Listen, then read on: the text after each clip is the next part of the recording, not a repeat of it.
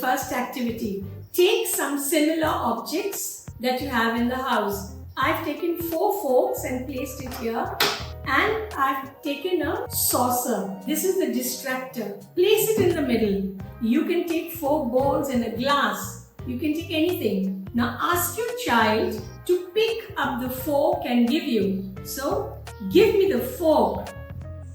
Give me the fork. Give me the fork. Give me the fork. The same principle we are going to apply with the letters of the alphabet.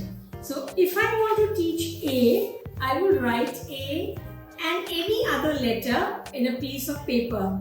I've taken colored paper because children love colors. So put A,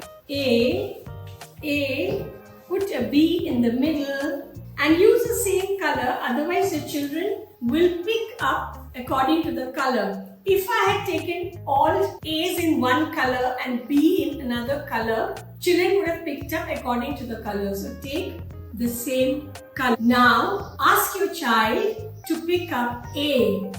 So A. If your child can't pick up and he picks up this, tell him this is A. You can help him.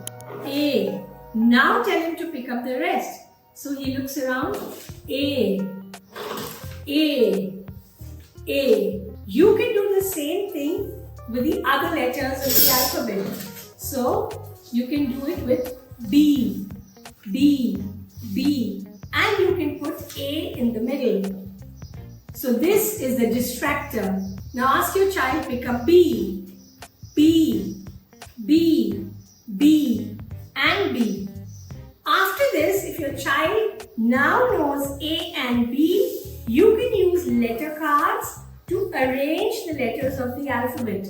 When you begin to teach your children letters, don't ever teach 26 letters at the same time. You can't teach your child A, B, C, D. It just doesn't happen. Your child will never register. A child can recognize animals, birds, flowers, fruits easily because the child can relate to it.